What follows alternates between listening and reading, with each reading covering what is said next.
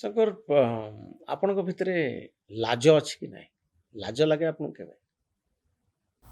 ଲାଜ ହେଉଛି ମଣିଷର ଗୋଟେ ସ୍ୱଭାବ ଥାଏ, କିନ୍ତୁ ଅଭିନୟ କଲାବେଳେ ଯଦି ଲାଜଟାକୁ ବେଶୀ ରଖିବା ସେଇଟା ଗୋଟେ ପ୍ରତିବନ୍ଧକ ହବ।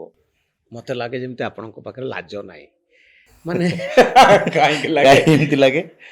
ଆପଣ ଅପରାଜିତା ଷଡ଼ଙ୍ଗୀଙ୍କ ଭଳି ଶାଢ଼ୀ ପିନ୍ଧିକିରି, ମେୟରଙ୍କ ଭଳି ଶାଢ଼ୀ ପିନ୍ଧିକିରି ଜଣେ ପୁରୁଷ ହୋଇ ମହିଳା ଚରିତ୍ରରେ ଅଭିନୟ କରିବା, ଏଇଟା ଆପଣ ତ ବହୁତ ଦିନ ଧରି ଡ୍ରାମାରେ ଅଭିନୟ କରିଥିବେ। ଆପଣ ଗାଁରେ ଯେତେବେଳେ ଡ୍ରାମା ହଉଥିବ, ସେ ଡ୍ରାମାରେ ଆପଣ ଦେଖିବେ ଆଗୁ 30 ବର୍ଷ ତଳେ, 20 ବର୍ଷ ତଳେ ଝିଅମାନେ ଡ୍ରାମାରେ କରିବା ପାଇଁ ରାଜି ହଉନଥିଲେ। କାରଣ ଆମର ତ ପୁରୁଷ ପ୍ରାଧାନ୍ୟ ସମାଜ, ସେତେବେଳେ ପୁରୁଷମାନେ ଭଲ ନାରୀ ଭୂମିକାରେ ରହୁଥିଲେ।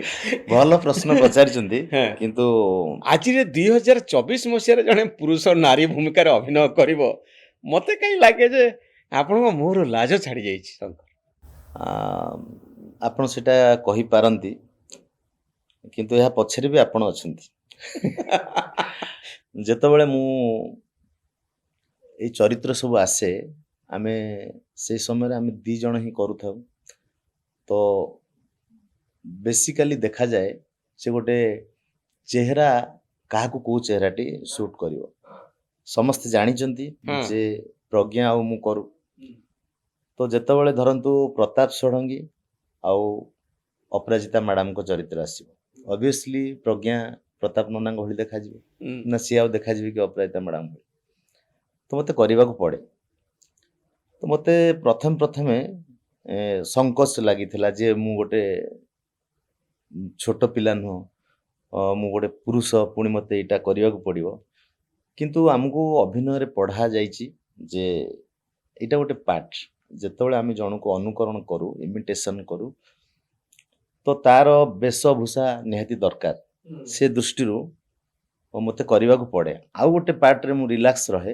ମୋତେ ବହୁତ ଫ୍ୟାନ୍ ଫଲୋଅର୍ସ କୁହନ୍ତି ଯେ ତୁମେ ଲେଡ଼ିଜ୍ ଚରିତ୍ରରେ ବହୁତ ଭଲ ଦେଖାଯାଉଛ, ରିଅଲି ତୁମେ ହାର୍ଟ ଟଚିଂ ମେସେଜ ଆସେ।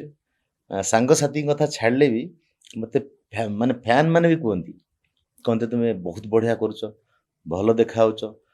ତ ଯେତେବେଳେ ଫ୍ରିକ୍ୱେଣ୍ଟଲି ସେଇ ଚରିତ୍ର କରିବାକୁ ପଡ଼ୁଛି, ଆଜି କେତେବେଳେ ସୁଲୋଚନା ମ୍ୟାଡ଼ାମ, କେତେବେଳେ ଅପରାଜିତା ମ୍ୟାଡ଼ାମ, କେତେବେଳେ ମମତା ବାନାର୍ଜୀ, କେତେବେଳେ ମମତା ବାନାର୍ଜୀ, ପୁଣି କେତେବେଳେ ସାଧାରଣ ମହିଳା ଏସଓଜି ଲେଡି, ତ ବାରମ୍ବାର କରିକିରି ସେଇଟାକୁ ଘରେ ଆପଣଙ୍କ ସ୍ତ୍ରୀ ଆପଣଙ୍କୁ କେବେ ପ୍ରଶ୍ନ କରନ୍ତିନି ଗୋଟେ ଲାଜ ଲାଗୁନି ସ୍ୱାମୀ ଲୁଗା ପିନ୍ଧିକିରି ସ୍ତ୍ରୀ ସ୍କ୍ରିନ୍ ଉପରେ? ମୋ ସ୍ତ୍ରୀ କେବେ ସେମିତି କମ୍ପ୍ଲେନ୍ କରିନଥାନ୍ତି। ଛୁଆମାନେ, ଝିଅ ପୁଅ? ଝିଅ ପୁଅ ସେ ଛୋଟବେଳୁ ମୋତେ ଦେଖି ଆସିଛନ୍ତି ଯେ ତାଙ୍କର ଯୋଉ ହେତୁ ପାଇଲା ବେଳକୁ ସେ ମୋତେ ସେଗୁଡ଼ା ଦେଖି ଦେଖି ଆସୁଛନ୍ତି। ଯଦି ହଠାତ୍ ମୁଁ କରିଥାନ୍ତି, ସେ ବଡ଼ ହେଲା ପରେ ହୁଏତ ସେମାନେ କହିଥାନ୍ତେ କାହିଁ ଏମିତି କରୁଛ, କି ଏମିତି କରିବା ଉଚିତ ନୁହଁ। ସେମାନେ ଆକ୍ୱେଣ୍ଟେଡ୍, ଦେଖିଛନ୍ତି।